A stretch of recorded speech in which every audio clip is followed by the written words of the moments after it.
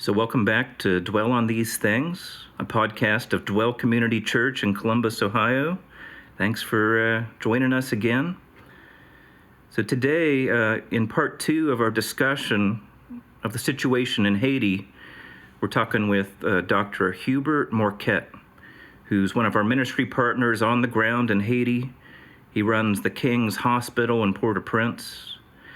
Cool guy. English isn't his first language. This isn't the clearest connection either, so I recommend cranking up the audio a little bit if you can. But great, mature perspective shines through in this recording. We recorded this on August 10th, 2021. That's 2 weeks after the president, Moïse of Haiti, was assassinated. But 4 days before, a 7.2 magnitude earthquake struck Western Haiti, and a week before I spoke with Jim Leffel in our first episode. So, framing where this is. Anyway, here we go. Yeah, welcome. Today we have the pleasure of speaking to Dr. Hubert Morquette. He's Vice President of the Methodist Church of the Caribbean and the Americas, and he's the founding member and the General Director of King's Hospital in Port-au-Prince. Thanks for joining us, Dr. Morquette. It's my pleasure. Yes. My pleasure to talk to you. Glad to have you. You know, I was thinking probably the biggest thing on everyone's mind is why Haiti didn't get any medals in the Olympics this year. What gives? Probably not the biggest thing going on, huh? Haiti has been bad for Haiti for several years. Yeah. I remember when I was a kid. I don't think I was born yet, but one of the people having a gold medal in the Olympics was a Haitian. Really? And if you come to Port-au-Prince, you go to the stadium, the football stadium, and then that's his name. He has the stadium has his name, Silvio Cator. He had a gold medal years ago, and Haiti used to be first in almost everything. The first country in the Caribbean having the new model of telephone and satellite, for communication. It was Haiti. And a lot of things were Haiti. Haiti has been the country to help other countries, to get the revolution, for freedom. That's Haiti. Haiti used to be the pearl of the Caribbean as a colony of France at that time. When I was a kid, I remember Haiti was selling food to all the countries of the Caribbean, selling food to the Bahamas. And it was one of the destinations for tourists in the 40s. Yeah. You were discussing that Haiti was once the pearl of the Caribbean. What changed? The problem, the descent to hell, I would say, started with the Duvalier, Duvalier father and son, and they reigned on the country for the last for 28 years, and it was a very dictatorial regime. And then Haiti started. All the indicators in health, in education, in economy went down. And Haiti became the poorest country of the Western Hemisphere. And then we had unrest after that, the political, social, and then the situation became worse and worse and worse. And then we are here where we are now. Yeah. And that's the big news. I think the whole world's worried about Haiti since the assassination a month ago of President Moïse. Yes. And I think the big fear of the world was that would create further unrest in a country that's already destabilized socially and economically. That's exact. The biggest fear was about looting, because in that situation, when the police force cannot stop, riots and demonstrations, and the people, they are hungry, and they can see that for an opportunity, to go and loot and then we are afraid that if that happens, we will not have any force to contain, the crowd. But unfortunately, God with us, we did not have that. But there is a calm in Haiti for the last 2 or 3 weeks. Good. And what we call it a precarious calm. But we don't know when we are going to have something. But we don't have peace. From time to time, there are demonstrations here, riots there, and some neighborhood of Port-au-Prince, they have gangs controlling the area. And the southwest part of Port-au-Prince, we cannot go, we cannot get there because it's controlled by the gangs. And so that's the situation of Haiti. And so you're saying right now it's been relatively stable.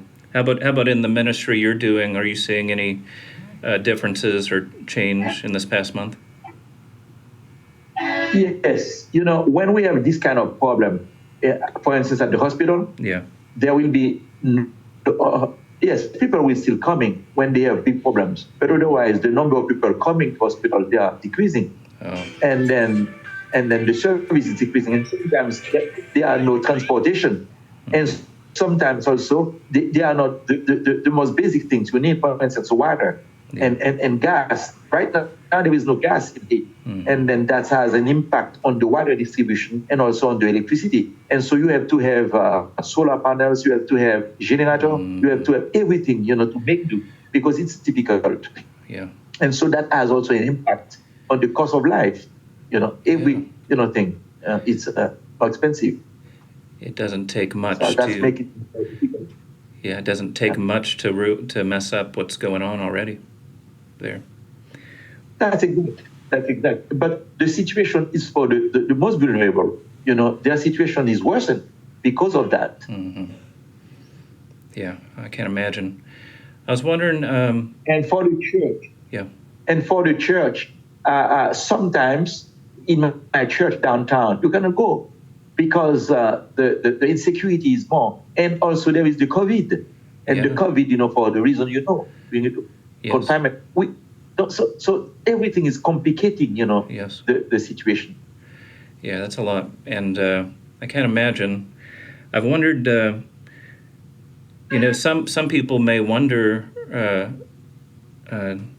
Dr. Morquette, where is God in Haiti?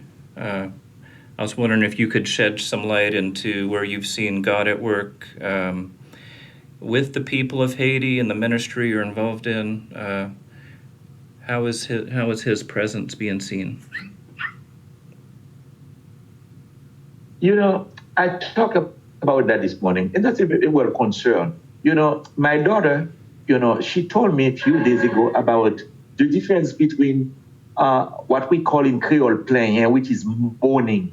Mourning, I don't know if I pronounce it well, and the difference between mourning and lamentation. Yes. Lamenting. And in the situation of Haiti with the problems we are having, and we are asking, where is God? And people are either mourning or lamenting. The people of Israel used to mourn a lot of time. But mourning is negative. You are crying, but you say God doesn't exist, and they turn to other gods. And God is not happy, as not be happy with Israel. And they go to idolatry and all things. Yes. But they all express themselves the same way. We are groaning, we are suffering. But lamenting is more positive spiritually, because we turn to God and we cry to God and we give it back to God and we stay faithful to God, waiting for God to do something. But in mourning, you give your back to God. But Paul said to the Corinthians, he said that we are servants. And the word he used for servant is you are a slave. You are sub-rowers. Yes. We are rower. I don't know if I pronounce it well. It's ROWER. We are making the boat go forward. We are making the boat move. And we cannot complain. We are the one in the hold. We are the one where the air is foul smelling. And yet we have to continue and hoping that God will intervene. And that's what they call resilience. And we are there as Christians. We cannot complain because we believe God is there, and we are crying to God, not to other things, but waiting on God and looking on God and waiting because we know that the deliverance is coming. And Paul said in 1 Corinthians 4 that as dispenser, we have to be faithful. Yes. We have to be faithful. And we are trying to be faithful and waiting on God because we know that at the end, there will be this evaluation, for the crown. Amen. I think, but it sounds like a beautiful picture of if the church could get together in a situation like you're in and choose to lament together instead of mourn. I bet that's a beautiful thing to do together, to row together forward. That's encouraging, Doctor. Yes, it is encouraging. The church in Haiti, we have a lot of churches, and a lot of people go to church. But we have to continue on praying and be less materialistic and look at God. But we need to live according to the values of the kingdom. And I think that's the key thing. And the church needs, this kind of training and for the people to believe God the way it's written in the Bible, to trust God, because He is the God of the universe. And we here in Ohio and America, we need the examples of brothers like you who are talking about the goodness of God and proclaiming that He's there through times that we can't imagine.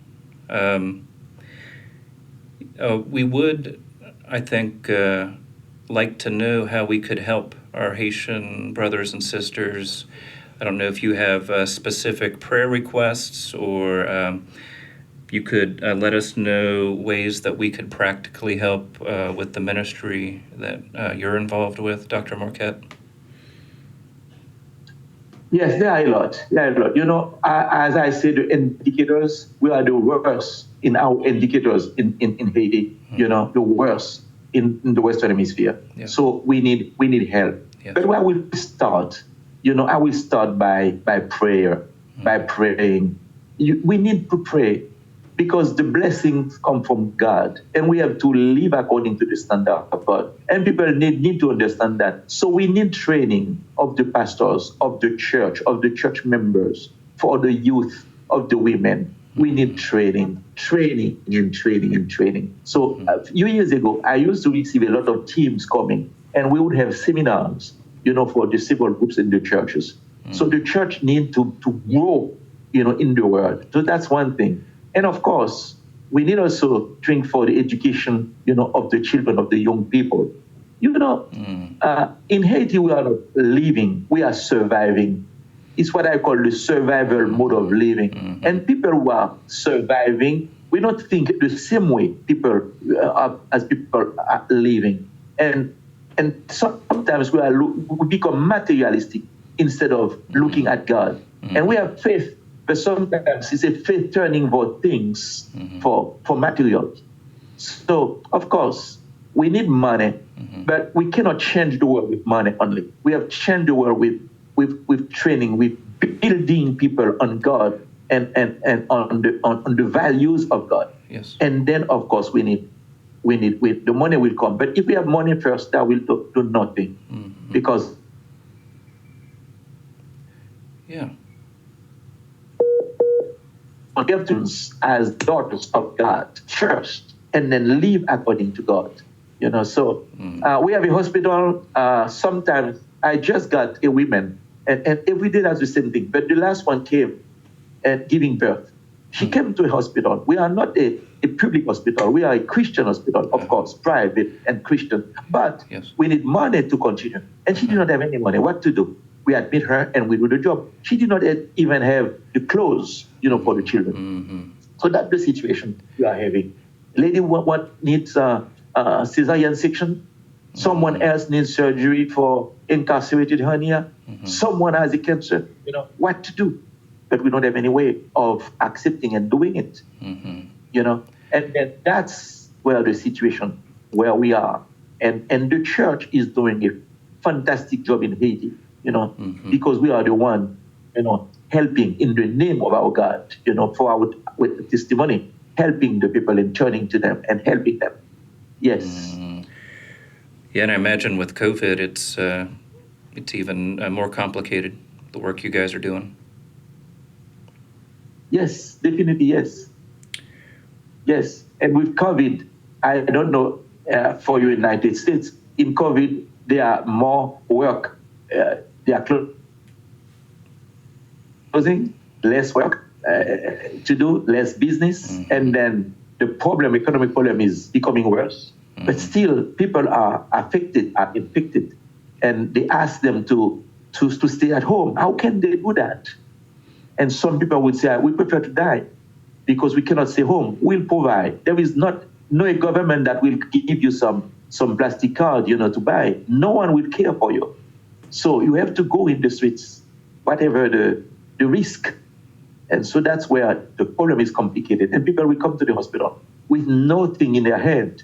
And then still we have to provide, you know, for care. And that's where it's complicated. Yes. Yes. And that's good work.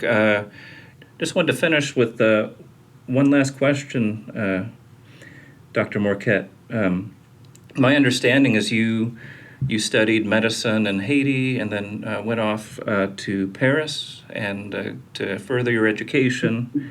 I imagine, you know, you could have opened practice in Montreal or Paris, nice little doctor's office. Instead, you chose to spend your medical career and your ministry life helping the extremely poor in Haiti. I was wondering, do you, in times like this, do you regret that decision, or do you feel like it was the right move? Yes, I like to say I would do it again. If I had to do it, I would do it again. Because I know that where you can have peace and joy and happiness in what you are doing, it's when you are where God asks you to do, you know. And then I always think of Jonas. I'm always afraid of going somewhere God did not send me, and I'm afraid to be swallowed by a big fish. So I prefer to stay where He asked me to stay, or to go where He asked me to go. Yeah, that's right. Well, I respect that, and respect the ministry and work you guys are doing there. We'll continue to pray for Haiti and for that God could show His goodness despite the chaos around you. Thank you so much for talking to us today, sir. The time will come for the pearl to be washed and to be the pearl again. And I believe that Haiti will become the pearl it used to be. Please pray for us. Yes, I think imagine in heaven as we gather together as every nation that Haiti and many other of the unseen or nations that have struggled will shine like pearls. And I look forward to that, Dr. Morquette. Yes. Thank you, sir. Thank you. All right. Take care. It's nice talking to you today. Yes, me too. May the Lord continue to bless you. Yeah, God bless you. All right. Well, that's part 2 of our conversation about Haiti. So grateful for getting to hear Dr. Morquette's real faithful perspective in an anxious situation. Grateful, too, for Ryan Hall and Jake Leppert's audio wizardry. Grateful to you, too, for joining us again. If you'd like more info on the ministry in Haiti that Dr. Morquette's doing at King's Hospital, go to kingshaiti.org. And if you'd like to continue joining in on these conversations, subscribe to this podcast. And you can send suggestions for future topics to me, Paul Alexander, at alexanderp@dwellcc.org. Press on.